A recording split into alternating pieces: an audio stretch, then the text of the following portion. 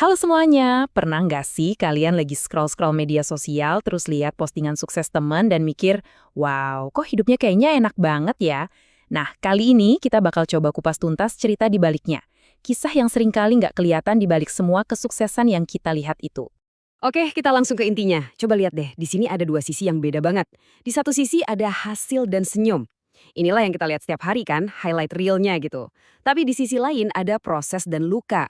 Nah ini dia bagian yang hampir nggak pernah diposting. Bagian yang penuh perjuangan, dan jujur aja justru inilah yang beneran ngebentuk kesuksesan itu.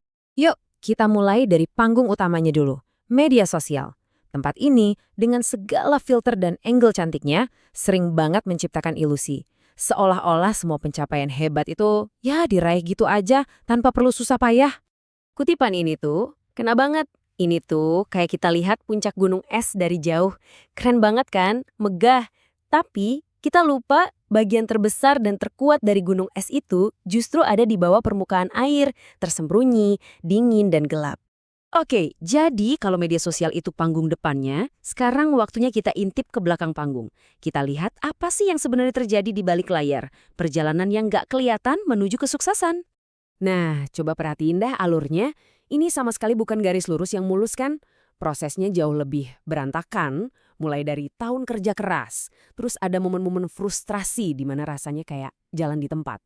Lalu datang kegagalan yang mungkin bikin sakit hati. Baru dari situlah muncul bagian yang paling penting, pembelajaran. Ini poin yang penting banget. Kalau kamu merasa progresmu lambat atau bahkan stuck, itu bukan berarti kamu ditolak atau gagal. Anggap aja itu bagian dari sebuah proses yang jujur untuk membentuk dirimu. Bagian ini wajar dan justru perlu. Disinilah karaktermu sedang ditempa. Hal ini ngebawa kita ke sebuah ide yang mungkin paling fundamental dari semuanya. Gimana cara kita melihat kegagalan? Ini bukan akhir dari cerita, tapi justru sebuah kesempatan. Nah, ini dia mindset shift-nya. Kegagalan itu bukan lampu merah yang nyuruh kita berhenti dan putar balik. Bukan. Anggap aja kegagalan itu sebagai data, sebagai masukan berharga yang ngasih tahu kita, oke, cara yang ini nggak berhasil. Apa ya yang bisa diperbaiki biar percobaan berikutnya lebih pintar? Dan perlu diingat ya, masalah itu muncul bukan karena kita lemah. Seringkali masalah muncul karena kenyataan itu nggak selalu cocok sama rencana sempurna yang udah kita susun di kepala. Dan itu normal. Itulah hidup. Sekarang, yuk kita coba lihat semua perjuangan ini dari sudut pandang yang sedikit berbeda. Coba bayangkan hidupmu itu seperti sebuah cerita yang hebat, sebuah novel yang seru. Coba deh, biarkan kalimat ini meresap dulu.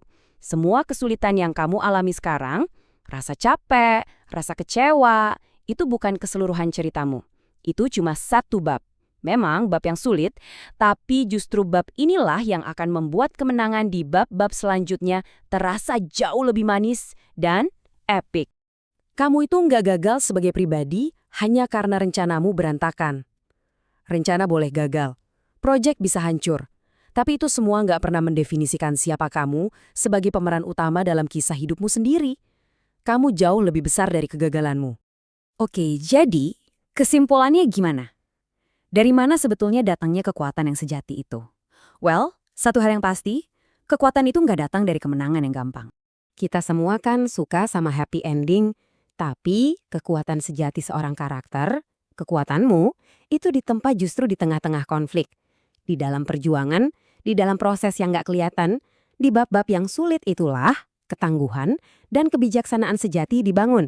Hal-hal yang nanti akan dikagumi semua orang. Jadi, pertanyaan paling pentingnya sekarang adalah, bab apa yang sedang kamu tulis saat ini? Mungkin ini bab yang paling sulit, yang paling menantang dalam hidupmu. Tapi ingat, kamulah penulisnya, sekaligus pahlawan dalam cerita ini.